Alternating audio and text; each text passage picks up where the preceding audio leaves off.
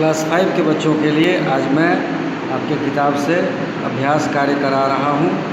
यह अभ्यास कार्य है किस तरह के प्रश्नों के लिए, तो जैसे प्रश्न आपके पूछे जाएंगे अभी, क्योंकि जो परीक्षा हो रही है वो ऑनलाइन परीक्षा हो रही है।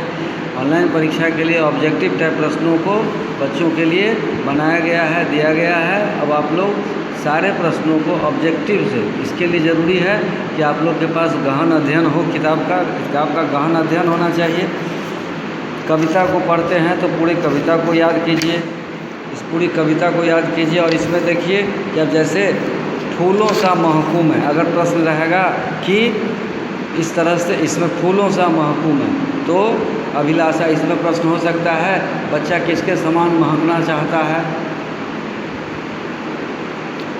बच्चा किसके समान महकना चाहता है, प्रश्न तो ये बनेगा। उसके बाद 4 ऑप्शन आपके दे सकते हैं। उस 4 ऑप्शन में आपके पास क्या है, कहानी की कविता में तो दिए हुआ है फूलों सा महकूम है, तो आंसर तो होगा फूल। इसके साथ आपके 3 और गलत ऑप्शन होंगे दिए हुए, जिसको कि आप लोग ध्यान देना है। इसलिए आपको ज़रूरी है कि कविता के लाइन सब दिमाग में होने चाहिए।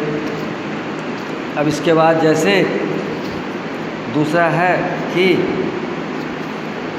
एक चैप्टर है लालच बुरी बला है, तो ये तो एक मुहावरा है, लालच बुरी बला है। अब इसमें से कोई एक शब्द काट दिया जाएगा। अब जैसे बला है, लालच बुरी, खाली जगह करके कर दिया जाएगा है, लालच बुरी है। अब उसके बाद इस बला के जगह पर 4 ऑप्शन दिए रहेंगे आपको, जैसे ताकत है, और भी कुछ ऐसे ऑप्शन हो सकते हैं, बुद्धि है, ज्ञान है, लालच है। तो अब देखिए बला है, ये सब चीज़ आपको दिया रहेगा। अब इसमें सबको चूज़ करना है।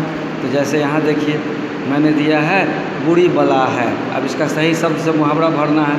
तो 4 ऑप्शन दिए गए हैं, घृणा, द्वेष, ईर्ष्या, लालच।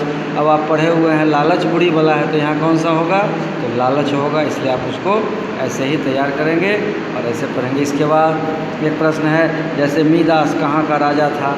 अब इसके बाद इसी चैप्टर में मीदास के बारे में कहानी है।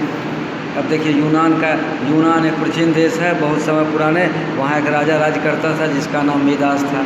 अब देखिए इतना पढ़ने के बाद आपको क्या पता चला कि मीदास कहाँ का राजा था, ये तो आपको पता चल जाता है। तो इसी आधार से आप देखिए कि ये यूनान का राजा था। अब आपके ऑप्शन में भी यहाँ होगा दिया हुआ, देखिए एक है यूरोप, फिर है यूनान, फिर है पेरू, फिर है मिस्र। तो यूनान का राजा था तो यूनान। अब ये क में है कि ख में है कि ग में है कि घ में है, जिसमें है उस ऑप्शन पर आप टिक करें।